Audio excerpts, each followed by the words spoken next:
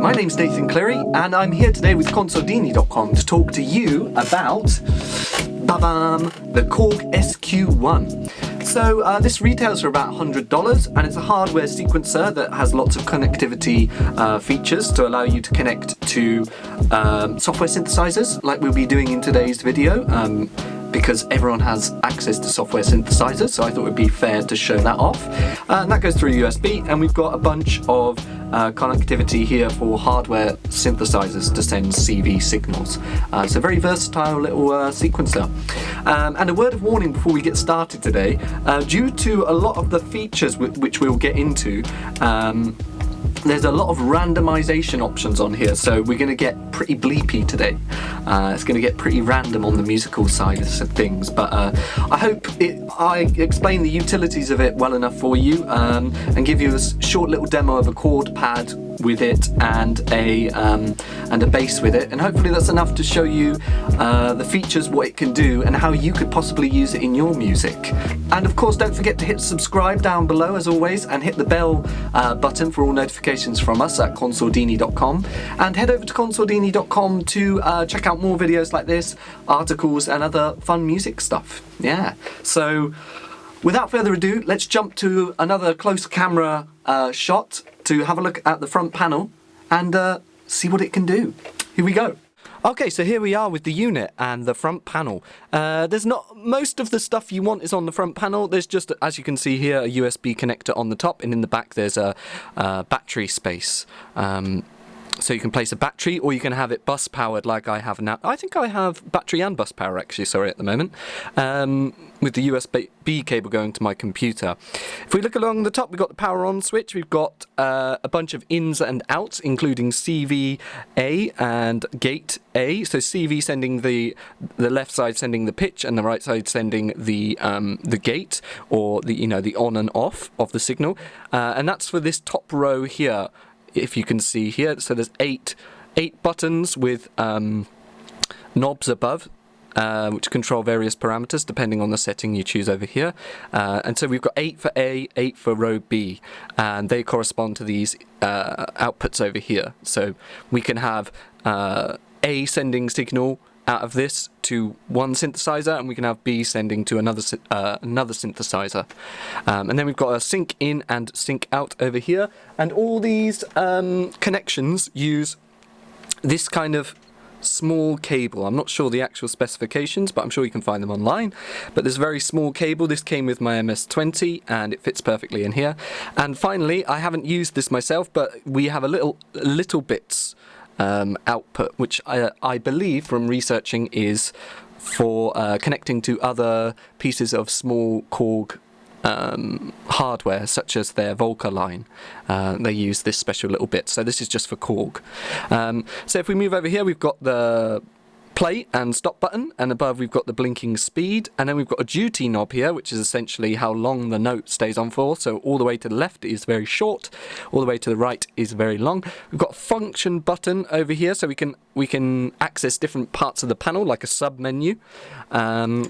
If you can see here, we have different voltages for A, so 1 volt, 2 volt, 5 volt, and 8 volts. So it depends which synthesizer you are sending voltages to, on which one you would select to keep it in tune. So play around with that if you're a bit out of tune when you start up the SQ1 and you're wondering what's wrong. Maybe hold down function and try a bunch of different voltages to see if you can get yourself back in tune that way. We've got pitch quantizer over here, so we have a linear, so it's doing nothing, and then we have a minor, major, and chromatic. So it will quantize the pitch of whatever you have selected on your pitch knobs over here to the desired scale, and that's just mirrored on the bottom as well. So if we go over here, we've got the thing you'll probably be using the most, which is your kind of playback selection knob. So we've got, if we click here, we've got from A to B, A to B, A to B, kind of up and down sort of motion. And then we've got this one, which goes along the top and then along the bottom and then restarts. And then we've got this one, in which they move in parallel. So like we said before, you can have two synthesizers, one sending signal from the B channel, and one from the A channel to different ones, and we can create polyrhythms and interesting stuff by taking out and changing the rhythm, as you can see, of A and B. So you can create some interesting polyrhythms that maybe you wouldn't come up with otherwise.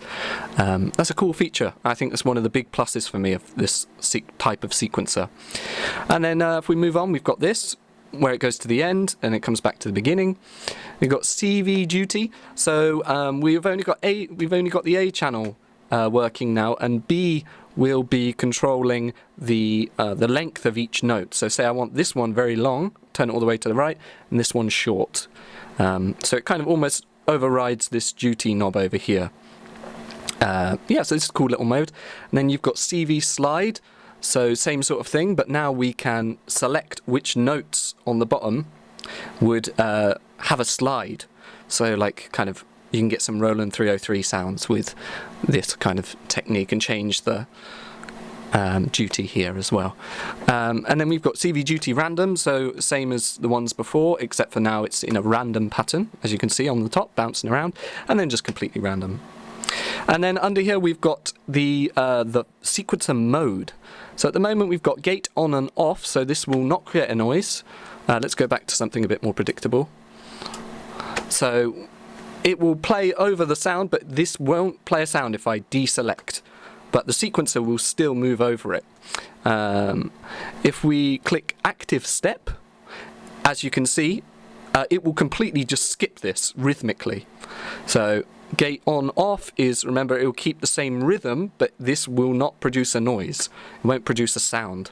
Whereas active step will skip it. And this is how, when you've got a 16-step sequencer, just by removing 2, now we've got 14-step. So yeah, you can create some cool rhythms just using that. And then slide, much like before, we can select which notes will have slide. And then step jump, so we can hold a note and it will play from where we press and release. And that's it really for the front panel. The only other thing to mention is that if you hold the plus button while powering on the unit, you can open the global menu. Yeah, you can open the global menu section just like this. And we can also select with this the resolution of your notes. So you can have quarter note, eighth note, 16th, I believe. But yeah, check the manual, because it's all in the manual if you want to get more into depth in the global settings, because it's not very easy to see. Also, one last thing on the global settings. Once we have the global settings all set up, this will be your MIDI. Selecting one of these will be your MIDI channel. So MIDI channel 1, MIDI channel 2, MIDI channel 3, etc. Yeah, right, so let's have a look at some of the sounds.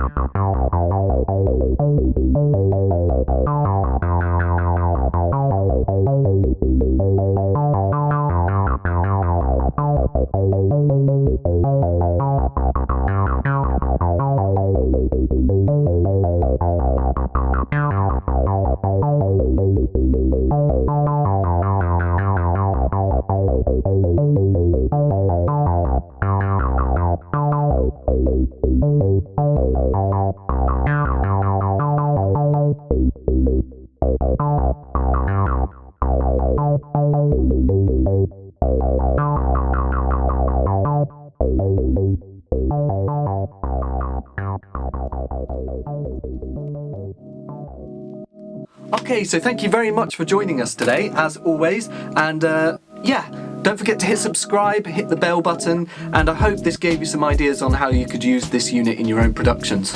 I've been Nathan Cleary, thank you very much, and see you next time. Bye bye.